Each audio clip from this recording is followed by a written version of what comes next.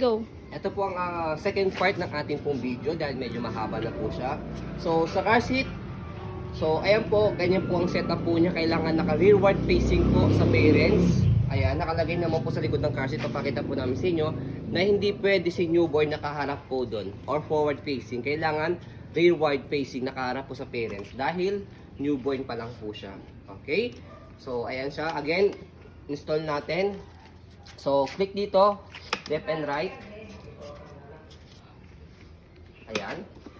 Okay. So, kanina nakapaharap yan na ganyan. So, hindi siya pwedeng ganyan. So, click nyo po dito. Again.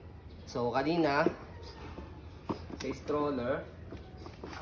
Ayan. For example, sa stroller, nakalagay siya dyan kanina. Wala po itong connector niya. Okay.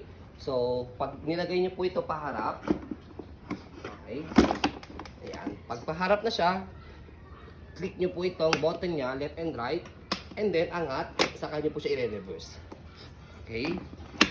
So, ganun po yung kanyang pag-install sa car seat. Ayan. Okay? And then, ito po yung kanyang base. O, ilagay mo ng base pa. Okay? So, sa paglagay ng base, ayan. Nandun din sa isang video natin sa car seat. Kasama na doon po yun. Para at least, tigi-tigis ang video po at di po kayo masyado maguluhan sa video. So, next natin sa pag-fold naman po. Tanggalin muna natin yung car seat. Pwede ba siya sabay pag pinold? Hindi pwede. Paano mag-fold yan? Hindi, yung ano, isang frame. Alam ko pwede yun. Yan. So, tanggalin din natin to. Ano siya natanggal?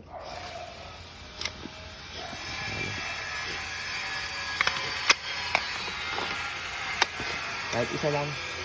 Kahit ito lang. Yung button lang. Okay. And then next. Kapag fold sa kanya, sa handle, slide and press. Yan. Kasi kapag hindi nyo siya slide, matigas siya. Slide and press, and then pull down. And then yung handle niya, press nyo lang siya dito sa ilalim. Okay. And then next, yung kanyang basket, yung higaan niya, patong nyo lang po siya. Pwede yata sabay eh. Pwede na, ayan. Pwede nyo siyang tanggalin, pwede hindi naman. Ayan, nakasalpak po yan. So, for example, nakalagay po dyan, yung basket niya. Open. Pag open, slide and press. Tapakan nyo lang po dito. Ayan. Okay. So, diretso na mag-extend yung kanyang handle. So, sa pag-fold, ayan. Fold yung canopy, nakaupo. And then, slide and press. Pull down. Tapos yung handle niya, press nyo lang dito, baba nyo lang siyang ganyan. So, ganun lang. Okay?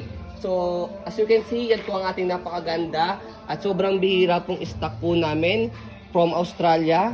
Never been used, demo unit only, imported ball pull out, na Maxi-Cosi Lila Comfort Stroller, Maxi-Cosi Myco 12 NX, and optional po na pwedeng bilhin, Maxi-Cosi Leica Carry Cot. So, yun po. Maraming salamat. As you can see, very details po kami sa aming pag-video kasi ang aming shop policy, Lorifan, what you see is what you get. Maraming salamat. Have a nice day and God bless po.